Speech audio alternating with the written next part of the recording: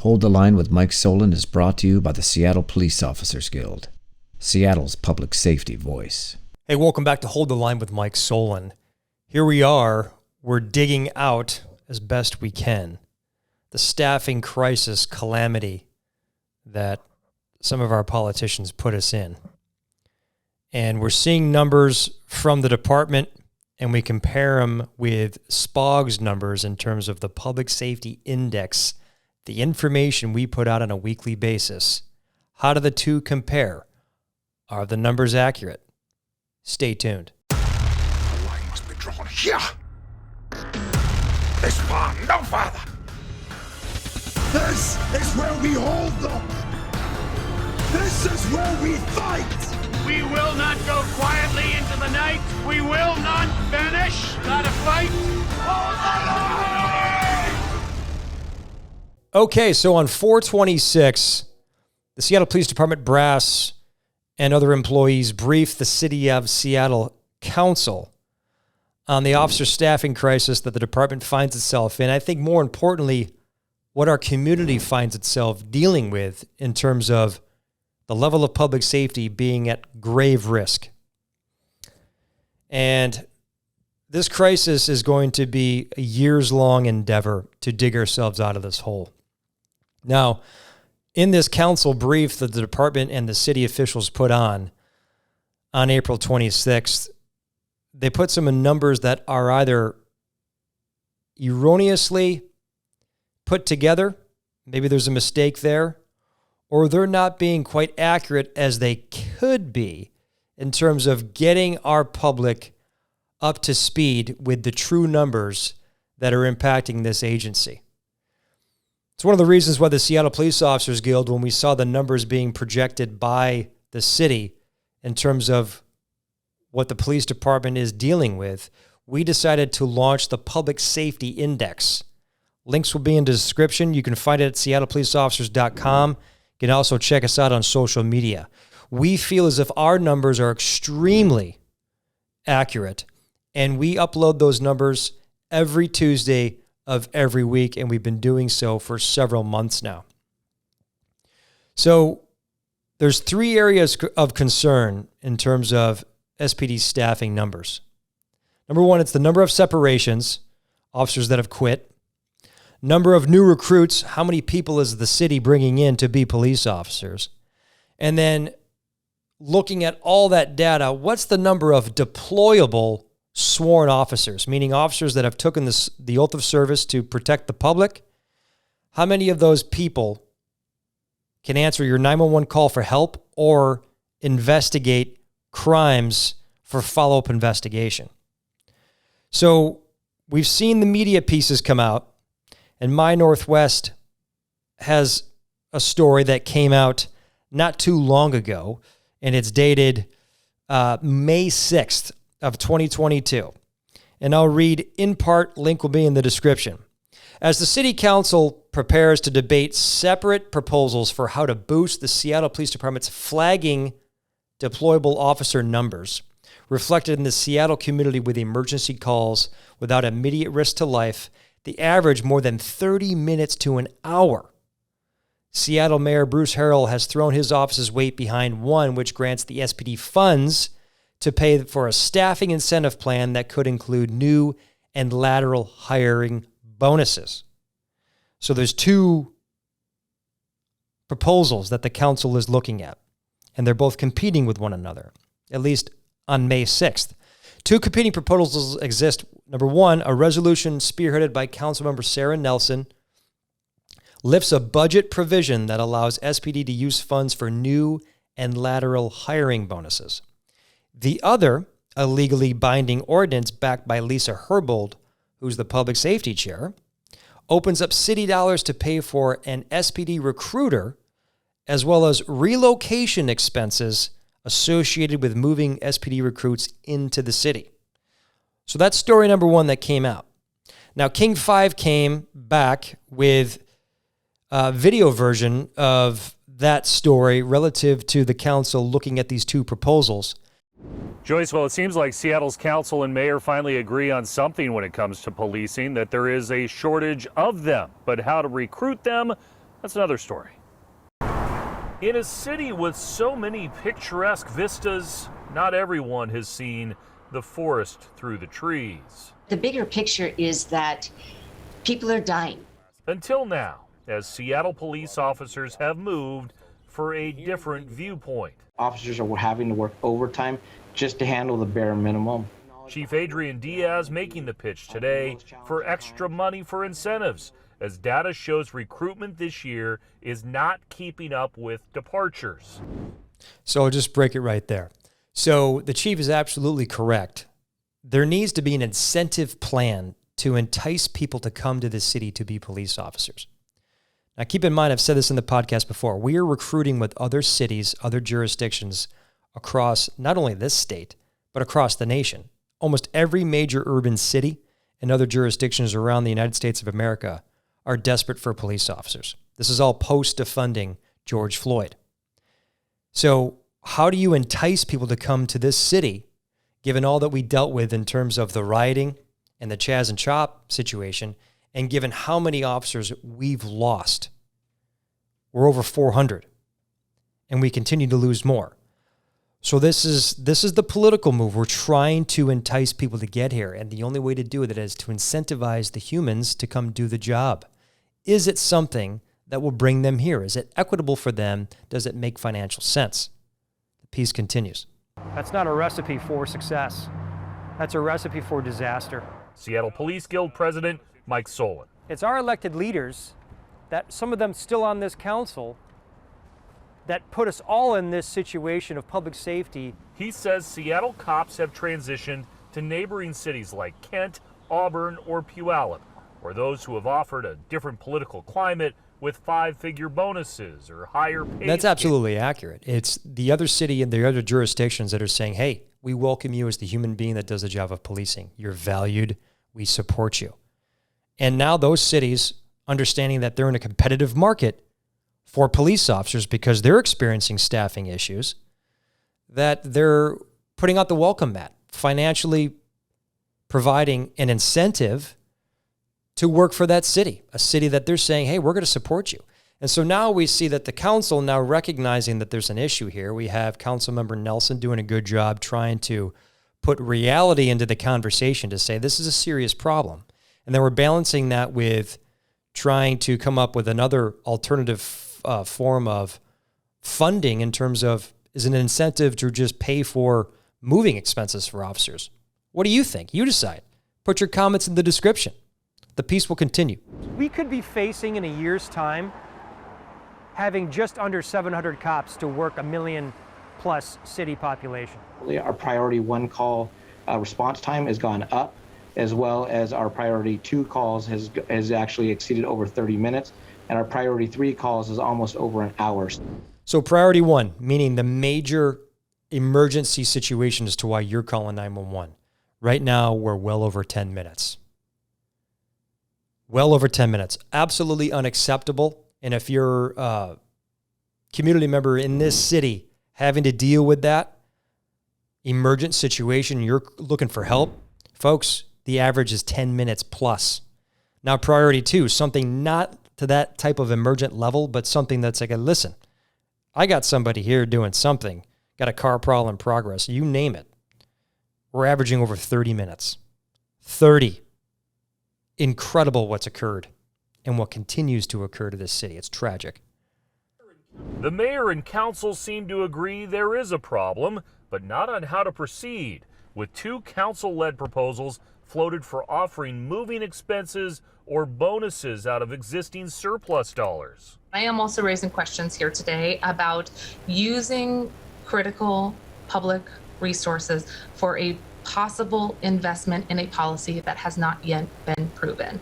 But with nothing set, it may be a while before Seattle police can climb out of the woods and out of a hole. Absolutely, it's climbing out of this monstrous hole that was completely unavoidable. No, I should say, check that. Completely avoidable. So what do? So now we understand the situation. And here I am saying again, yes, we want to focus on hiring incentives. Absolutely. We will fully support that 100% and twice on Sunday. Hands down. I've said it time and time and time again, and I've done it in every media piece. That's one piece of this. The other major piece of this whole situation is the fact that we continue to lose qualified officers every month at an alarming pace. And I will break down the numbers in terms of what that looks like. And we will then compare what the city has put out, what SPOG is putting out. And folks, I can tell you right now, this is a serious red alert situation. Now, Fox 13, Matt Markovich put a piece together not too many days ago, and we'll have his breakdown here from May 6th. The city of Seattle is not being straight with the public. That is the claim leveled today by the president of the Seattle's Police Officers Union. And that claim comes as the mayor and council members are working behind closed doors to deal with the police officer shortage. Fox 13's Matt Markovich is here, and this is a developing story, Matt. Yeah, new words just to us here at Fox 13 from the union president. Now, we expect the details of those closed door talks to be unveiled before an important vote at the city council next Tuesday. At issue is hiring and retention incentives for SPD officers, something nearly every police agency outside of Seattle is offering. The union president telling us today the city hasn't been straight with people who come to Seattle or live here. And our public needs to be informed how desperate we are to continue providing 911 service to the public just on a basic level. The union president of SPOG, the Seattle Police Officers Guild, is claiming Seattle officials are not being straight with the public about the depletion rate of officers. And I'm not sure that our community is being told accurate numbers outside of what SPOG is providing. Now, remember, I talked about the Public Safety Index, and I'll break it down a little bit further earlier part of this podcast, but this is what we're getting into. What do these numbers actually mean? Why is the city saying one thing, the union saying another? He says 59 officers have left the department so far this year. Seattle police say it's 43 and have hired just 13. The city budgeted for 125 new officers this year, but 2 weeks ago, the police chief lowered the projection to 98. It's more likely 50, says the union. You're gaining one person and you're losing 15 a month. If you operate a business that's operating in the red, that's not good. SPOG's numbers come on the eve of a controversial city council vote on how to use unspent officer salaries, predicted to be $4.5 million, maybe more, if the union numbers hold true. Now, that's the salary savings from all the officers that have left. Now, we're well over 400, and we're losing, on average, 16 a month since the beginning of this year. Those are horrendous numbers, and it'll take decades for us to recover. Your public safety is in grave risk. Why not be forthcoming? And I think some of this is political. Are we happy with the status quo? Are we fine not doing anything? I'm not. A council committee will vote Good on whether leadership to use right all there. the salary savings on retention and recruiting, or just some of it to pay moving expenses for new hires. Others want it to go to other city departments, citing data that cash hiring incentives may not work. About using critical public resources Reading a for statement. a possible investment in a policy that has not yet been proven. Not too authentic, if you ask me, but true to form, because that was one of the major people that did nothing in terms of walking back their defunding narrative. Also did nothing when somebody was saying, SPD, put your guns to your head and pull the trigger. Unconscionable to me. So, of course, continue with that rhetoric. Incredible.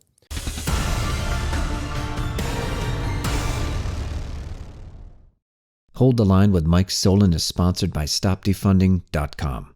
The senseless trend of defunding police departments must be stopped. Over 200,000 reasonable citizens have already signed our petition, and we need your help. Visit StopDefunding.com and add your signature to help us protect public safety. Now more than ever, our voices must be heard. Speak up at StopDefunding.com. So, good news out of this is that yesterday, May 9th, link in the description from Cairo, that the announcement is Mayor Bruce Harrell and 2 city council members, Lisa Herbold and Sarah Nelson, announced plans for a unified approach to passing legislation related to hiring incentives for the Seattle Police Department. That is a positive step. But again, we welcome that all the time, but we need to focus on retaining. How do you keep the people who are currently here from leaving? So let's break these numbers down. So the Public Safety Index, in comparison to what the police department has put out there in terms of their brief to the city council. So they have projected Q1 SPD actuals from January to March. Actual separations was 43. I can tell you right now, as this date is May 10th, year-to-date separations, and this is absolutely accurate, is 60. 60 people.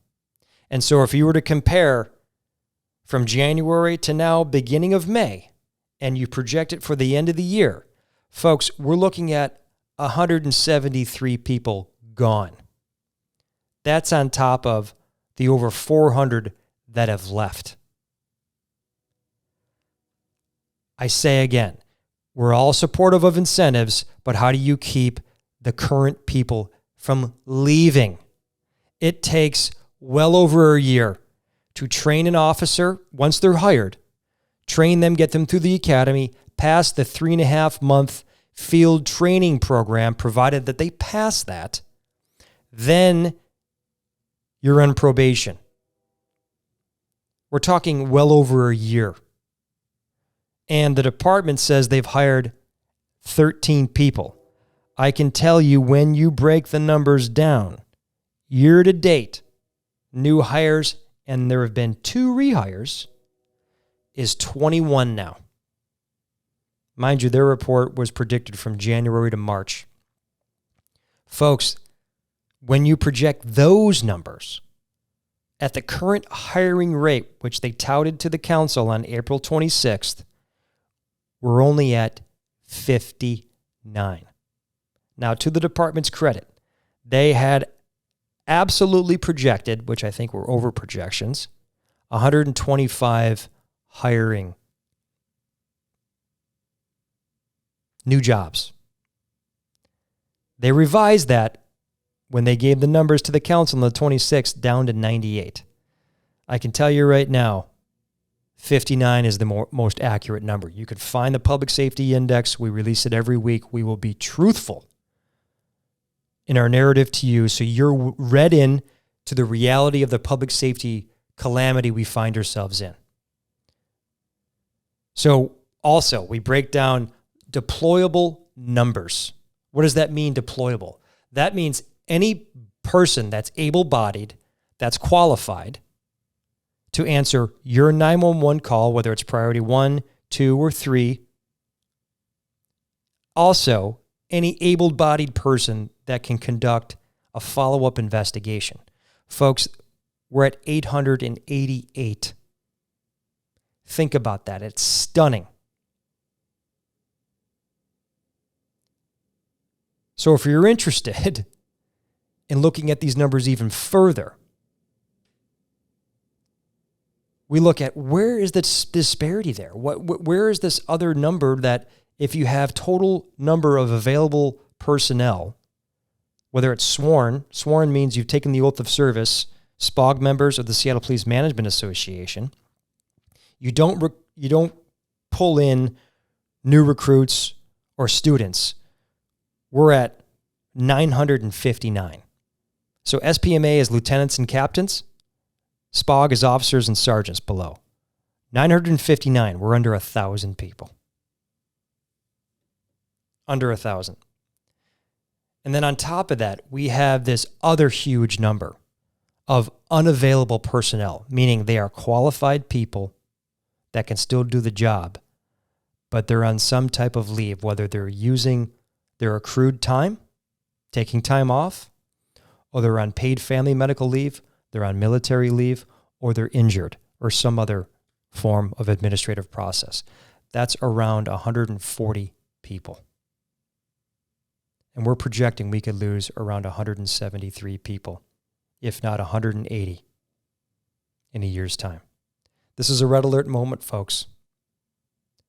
We're providing the accurate numbers to you so you're read in. Again, as I close up here, fully support the incentives to bring people into this city to be police officers? Absolutely. But more importantly, we need a political narrative shift to keep the current people from leaving. On average, we're losing 16 a month since January. Here are the numbers that we have just to close up. Year-to-date separations so far as 60 as of this podcast taping. At a current rate, 2022 projected separations are 173 to 178. January losses is 20, February is 13, March was 9, April was a whopping 17, and already in May we've lost 1. This cannot keep up. Your public safety is at risk.